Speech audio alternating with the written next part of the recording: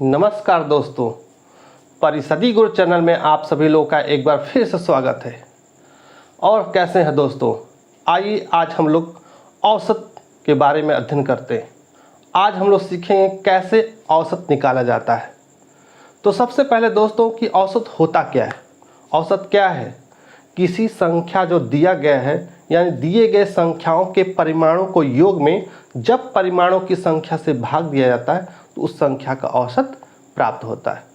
तो कुछ प्रतियोगिता परीक्षाओं में जो पूछे गए हैं, जैसे एसएससी में आय आधारित योग्यता परीक्षा, बैंक में, रेलवे जो इसमें डी ग्रुप का हो रहा है, इसमें से मैंने क्या है कुछ क्वेश्चन को छांट निकाला है और उन्हीं क्वेश्चनों का हम लोग क्या करें आज अध्ययन करेंगे और लगाना सीखेंगे। आप लोग कहीं ना जाइए दोस्तों, हमारे साथ बने रहिए हमारे चैनल में। चलिए हल करते हैं सवालों को। एक सामान्य सा सूत्र होता है कि औसत का क्या सूत्र है दोस्तों? दिए गए परिमाणों का योग में परिमाणों की संख्या से भाग करना। इसका मतलब ये है कि यदि कुछ संख्याएं दी गई हैं, जैसे 5 लोगों का उम्र दिया गया है और पूछेंगे उन लोगों का औसत कितना है उम्र का, तो पांचों की उम्र का जोड़ देंगे और कितने लोग हैं उनकी संख्या से भाग दे दें। इसी तरह से हम लोग औसत की संख्याओं का, औसत के सवालों का हल करेंगे। ठीक है, आइए करते हैं। पहला हमारा सवाल है दोस्तों, प्रथम 50 धन पूर्णांकों का औसत कितना होगा। ठीक है, तो सर्वप्रथम क्या करेंगे, प्रथम 50 यानी 1 2 3 4 5 6 7 8 50 तक की संख्याओं को जोड़ेंगे।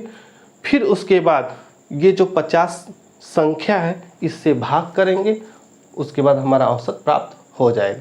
तो सर्वप्रथम हम लोग पहले ये देखेंगे कि 1 से लेके 50 तक के संख्याओं को हम आसानी से कैसे जोड़ें, क्योंकि ये संख्याएं बड़ी हैं और हमारे परीक्षाओं में जो है समय कम है। तो किस तरह से योग निकालें, तो इसके लिए सामान्य सा ट्रिक है दोस्तों कि n प्राकृतिक संख्याओं का योग, उसके लिए फार्मूला है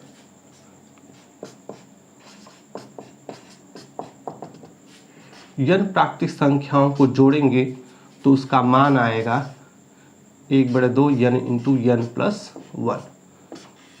तो दोस्तों इस सूत्र के माध्यम से क्या करेंगे, हम 50 संख्याओं के योग को निकालेंगे। ठीक है, योग है हमारा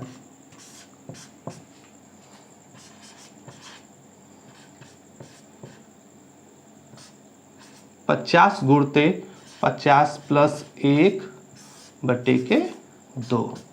तो भाग करेंगे तो आ जाएगा 25 गुणते 51। ठीक है, ये हमारा क्या है दोस्तों, योग है। अब क्या करेंगे हम लोग करेंगे ये कि इसके जस्ट बाद औसत निकालेंगे।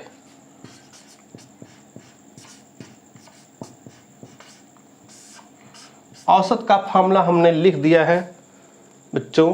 देखिए, दिए गए परिमाणों का योग और परिमाणों की संख्या से भाग।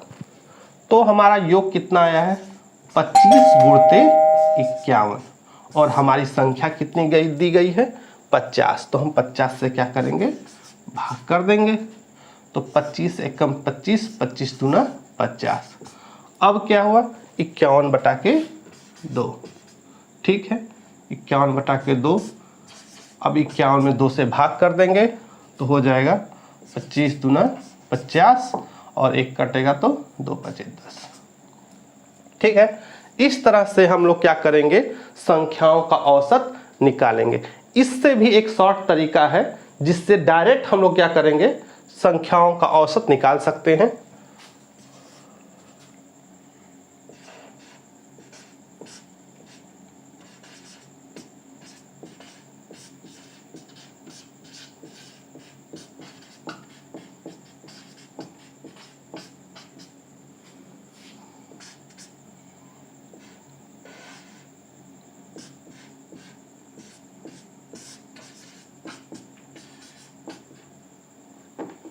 यहाँ पे क्या करेंगे दोस्तों, n+1/2। यानी कि 50 प्लस 1 बटा के 2, ये हो जाएगा 50 प्लस 1 51, 51 का आधा हो जाएगा 25.5। तो ये हमारा क्या है, औसत है। इसी तरह से दोस्तों हम लोग अगर पूछेगा सवाल में कि n प्राकृतिक संख्याओं का जो औसत है, ये फार्मूला लगा करके अगर कोई क्वेश्चन आपसे पूछता है कि 100 प्राकृतिक संख्याओं का औसत, 200 प्राकृतिक संख्याओं का औसत, आपसे पूछेगा 50 धन पूर्णांक संख्याओं का औसत, तो सारे संख्याओं, सारे प्रश्नों के लिए हम क्या करेंगे, या तो इस तरीके से लगाएंगे, या तो सबसे शॉर्टकट जो है, जिसको ट्रिक बोलते हैं शॉर्टकट, इस तरीके से हम लोग यूज करके हम लोग क्या करेंगे, औसत को निकाल लेंगे। अगला जो हमारा प्रश्न है, प्रथम 10 सम प्राकृतिक संख्याओं का औसत कितना होगा। इसे हल करते हैं। तो सबसे बड़ी समस्या हमारी ये है कि पहले प्रथम 10 सम संख्याओं का योग कितना होगा। तो पहले कर लेते हैं। प्रथम सम संख्या 2 + 4 + 6 और कितना 10, तो हम ले जाएंगे 10 सम संख्या यानी कि 10 गुना के 20। अब बताइए इसका योग कितना होगा। तो सबसे पहले क्या निकालेंगे हम लोग, इसका योग निकालेंगे। इसको शॉर्टकट अगर करना है तो क्या करेंगे, 2 से भाग कर दीजिए, 1 + 2 + 3 + डैश 10। तो ये क्या हो गया, 10 प्राकृतिक संख्याओं के योग का दुगुना हो गया। अब इस तरह से हम क्या करेंगे, प्राकृतिक संख्याओं योग निकालेंगे। तो योग बराबर हो गया 2 गुणते n × n + 1/2, ये हमारा फार्मूला है, इसको लगा दिया। ये 2 2 कट गया और n क्या है दोस्तों, 10, तो 10 रख देंगे। 10 गुणते 10 + 1 यानी कि 10 गुणते 11 बराबर 110। अब क्या निकालना है हमें औसत निकालना। तो औसत बराबर हो गया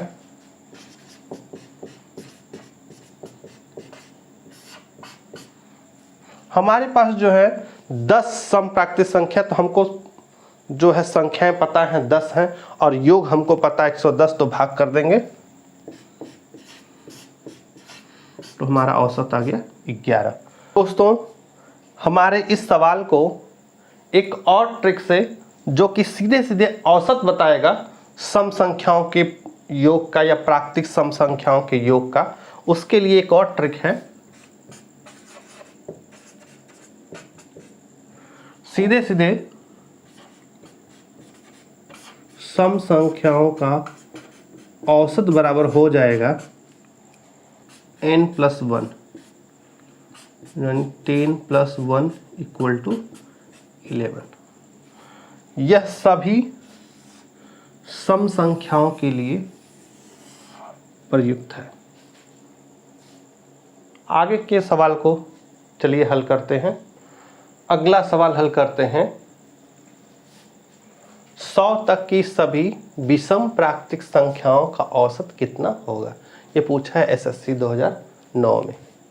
तो सर्वप्रथम हमको ये पता करना है कि 100 तक कितनी विषम संख्याएं आएंगी। कि अगर हम 1 से 50 तक या 1 से 100 तक विषम संख्या ढूंढते हैं या सम संख्या ढूंढते हैं, तो सिंपली उसका आधा ही होता है। 1 से 100 तक में कितनी विषम संख्या आएंगी, 50 विषम संख्या आएंगी। अगर सम संख्या भी ढूंढेंगे तो 50 आएंगे, दोनों जोड़ देंगे तो कितना हो जाएगा, 100 आएंगे। फिर भी क्या करेंगे हम लोग, पदों की संख्या कितनी आएंगी एक तरीके से हम लोग निकालें। एक चीज़ है श्रेणी, श्रेणी के माध्यम से यूज़ करके हम लोग, या उनके तरीकों को यूज़ करके हम लोग पहले ये निकालेंगे 1 से 100 तक में कितनी विषम संख्याएं आएंगी, जिसको हमें जोड़ना है और औसत निकालना है। ठीक है, आइए पहले ये पता करते हैं कि विषम संख्याएं कितनी हैं, अर्थात पदों की संख्या कितनी है।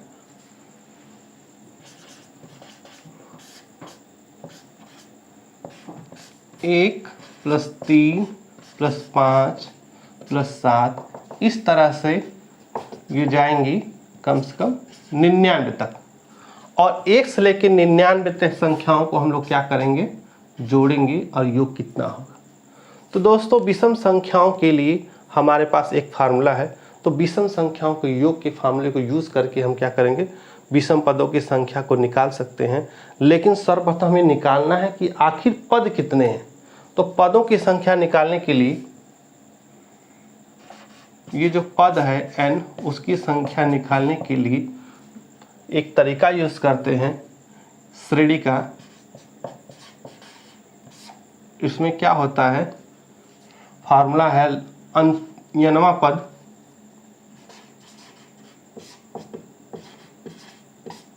जिसको अंतिम पद भी कहते हैं,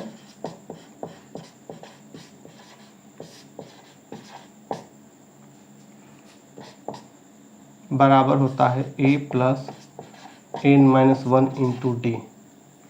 यहाँ पे a बराबर होता है प्रथम पद, d बराबर होता है पदों का अंतर, और n जो होता है हमारे पदों की संख्या, जो पहले से पता है। ठीक है, तो हमारा जो nवां पद या अंतिम पद कितना है, 99, और प्रथम पद कितना हमारे पास है, 1 है, और n-1, और अंतर कितने का है, 2। 3 में से 1 घटाएंगे तो 2 आएगा। ठीक है, अब क्या करेंगे, 1 को इधर लाएंगे तो घटा देंगे तो हो जाएगा 98, और ये बचेगा n-1 इंटू 2 से डिवाइड कर देंगे इधर तो हो जाएगा 2 चौके 8, 2 9 18।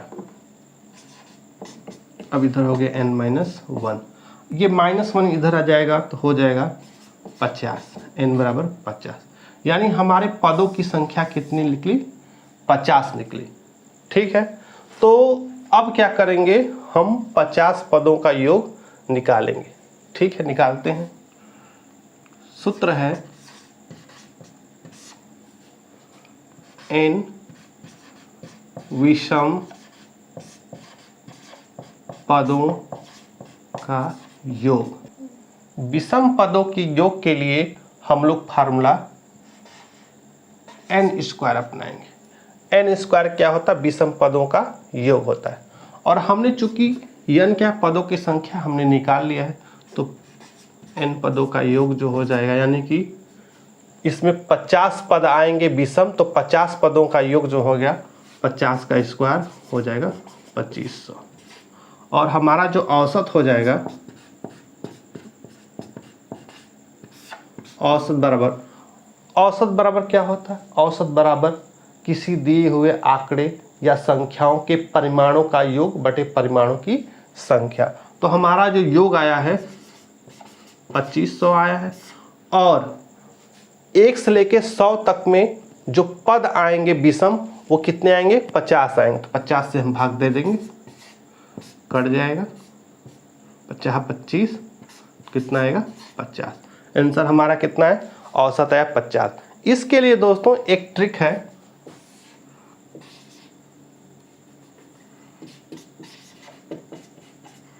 विषम पदों के औसत के लिए एकदम शॉर्टकट ट्रिक है। विषम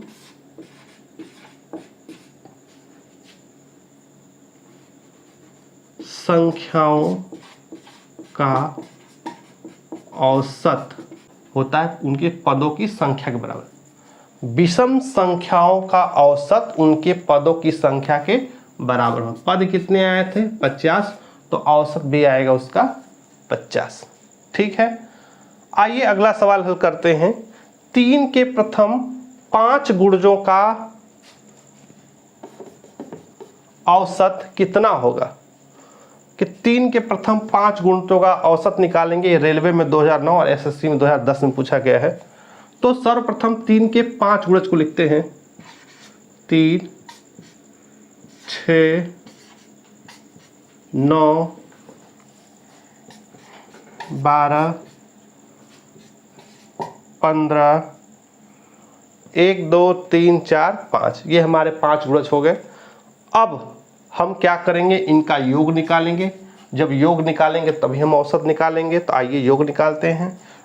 3, 6, 9, 12, 15 को जोड़ेंगे हम। 3, 6, 9, 9, 9, 18, 18, 12, 30, 10, 40, 5, 45, योग 45 हो गया।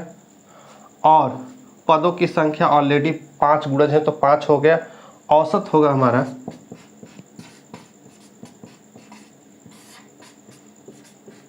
45/5, 5 9 45, तो हमारा औसत हो जाएगा 9।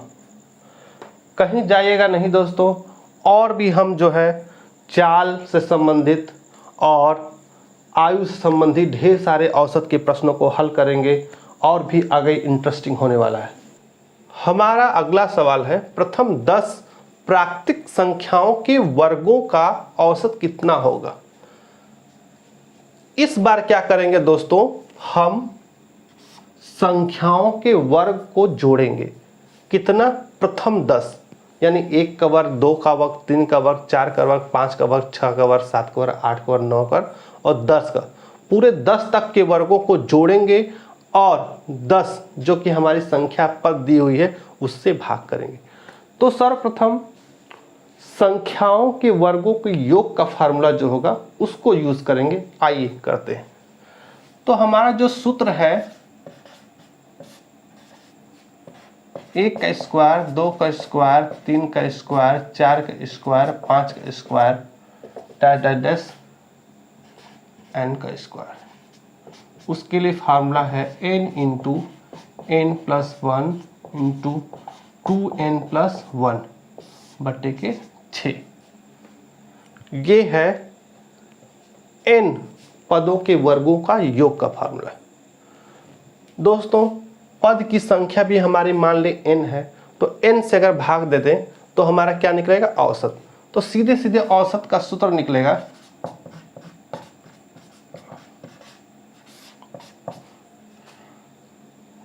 n पदों के वर्गों का योग जो है n into n plus 1 into 2n plus 1 बटा के 6 पूरे बटे के कितने पद मान लेते हैं। हमारा जब n पद है तो मान लेते हैं n पद है, ठीक है।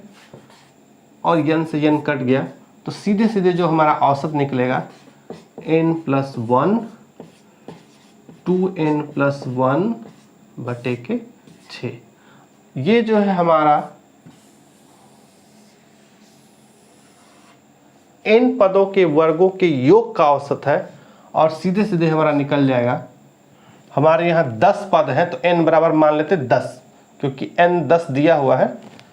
तो 10 प्लस 1, 10 दूना के 20, 21, 21 बटे के 6। तो ये हो जाएगा 3 दूना 6, 3 सत्ते 21 और ये 10 1 11 हो जाएगा, 11 साते 77 बटे के 2।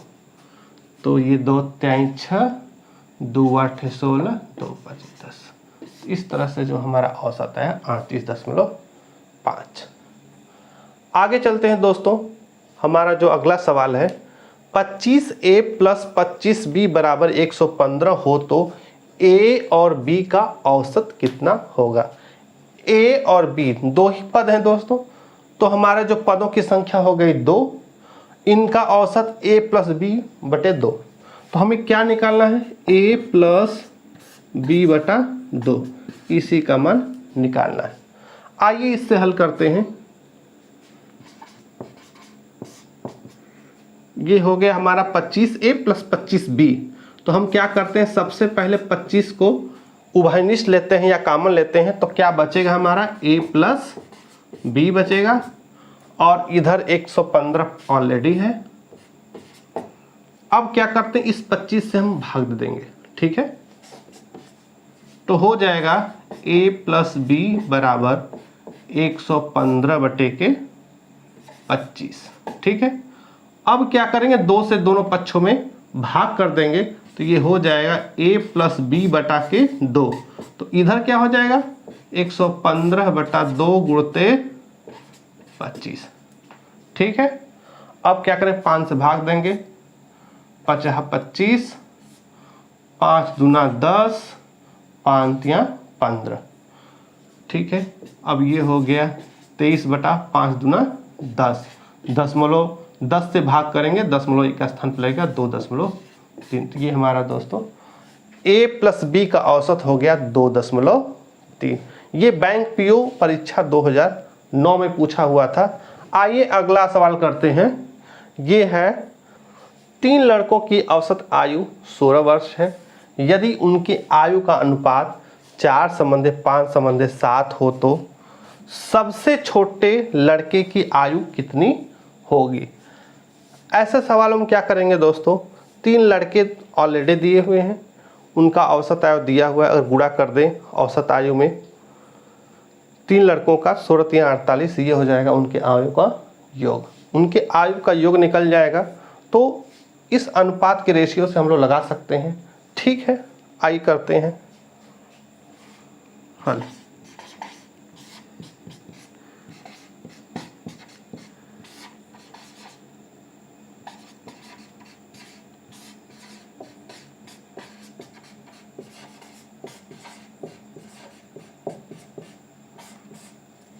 तीनों बच्चों के आयु का योग हो जाएगा 3 × 16 बराबर 48। ठीक है, और यहाँ पे छोटे बच्चे का आयु पूछ रहा है तो सबसे छोटा 4:5:7, सबसे छोटा 4 वाला होगा। तो हम क्या करते हैं, इसका अनुपात निकाल लेते हैं।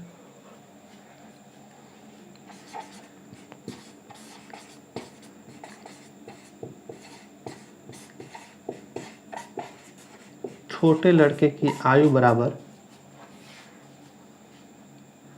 कुल आयु 48 वर्ष गुणते सबसे छोटे की आयु का हिस्सा बटे कुल हिस्सा 4 + 5 9, 9 7 16, ये हो गया 16 3 48, 4 3 12 वर्ष। इसी तरह से हम क्या कर सकते हैं, उससे वाले बड़े वाले बच्चे और सबसे बड़े वाले लड़के का भी आयु निकाल सकते हैं। ठीक है, आगे चलते हैं। हमारे अगला सवाल जो है काफ़ी इंटरेस्टिंग है। ये सवाल कई बार परीक्षा में पूछा गया है। ऐसा सवाल जो है जैसे 50 संख्याओं का औसत 36 ज्ञात किया गया था, बाद में पता चला कि एक संख्या 48 के स्थान पर 23 ले ली गई, तो शुद्ध औसत क्या होगा। इसी तरह का सवाल होता है कि 5 व्यक्तियों का औसत इतना है, उसमें से एक व्यक्ति चला गया और दूसरा व्यक्ति आ गया जिससे वेट जो है भार बढ़ गया, या कोई ज़्यादा भार का चला गया और कम भार वाला आ गया तो घट गया। इस तरह के सवालों के लिए हम क्या करते हैं, जितने का अंतर आता है, अगर घटता है तो घटा लेते हैं, बढ़ता है तो बढ़ा देते हैं और पुनः औसत निकाल देते हैं, तो ऐसे सवाल आसानी से हल हो जाते हैं। ठीक है, चलिए करते हैं।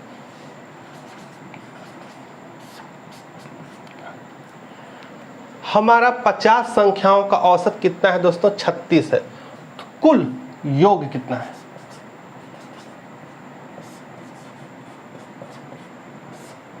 पचास संख्याओं का कुल योग जो आएगा 50 × 36 गुणा कर देंगे तो हो जाएगा 1800।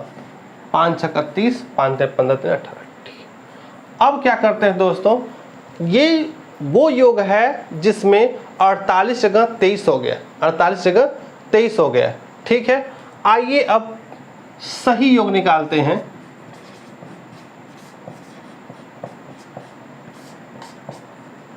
हो गया 1800 प्लस 48 ऋण 23। दोस्तों यहाँ पे क्या हुआ, 23 को ले लिया गया था 48 के जगह पर। इस बार क्या करेंगे, 48 को जोड़ देंगे, 23 को घटा देंगे, तो हमारा हो जाएगा 18। यहाँ पे क्या करेंगे, 48 में से 23 घटाएंगे तो ये आएगा 5, ये आएगा 2, 25, तो 1825 हो गया। अब हमारा औसत, वास्तविक औसत जो आएगा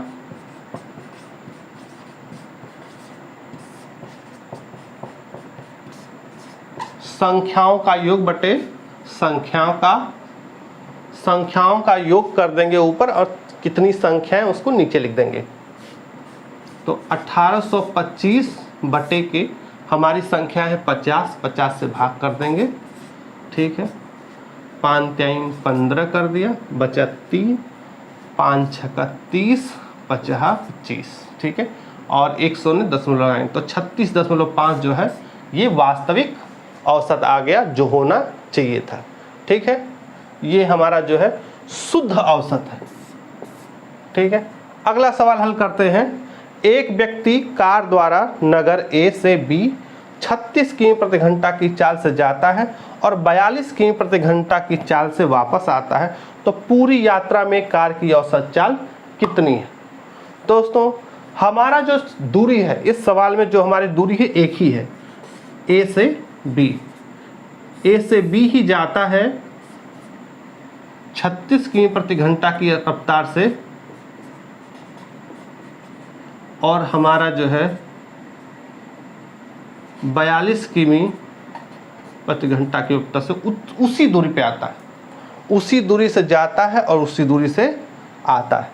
तो मान लीजिए पहले चाल जो उसका है वो v1 हो गया 36 किमी प्रति घंटा, और वापस आने की दूरी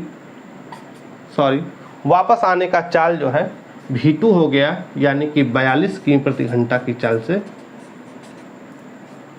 तो इस सवाल में जो है दूरी नहीं दी गई है, तो ऐसे सवालों में औसत निकालने के लिए एकदम सिंपल सा ट्रिक है, उसको यूज करते हैं।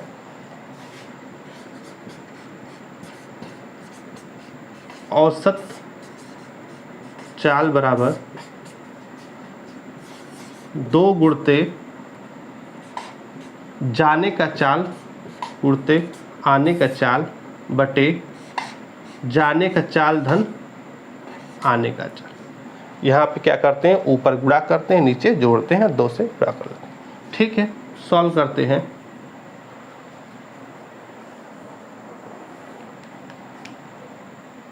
दो गुणते हमारा जो है जाने का चाल 36 किमी प्रति घंटा है, आने का चाल जो है 42 किमी प्रति घंटा है, नीचे 36 प्लस 42 जोड़ते हैं, ठीक है।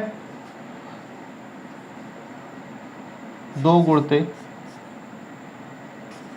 36 गुणते 42 बटे के जोड़ेंगे इसको, 6 2 8 हो गया, 4 3 7 हो गया, 6 2 8 हो गया, 4 3 7 हो गया।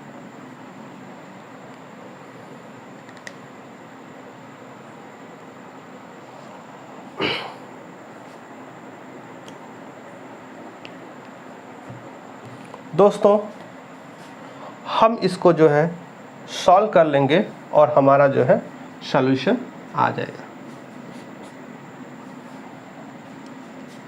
9 8 72, 9 चौके 36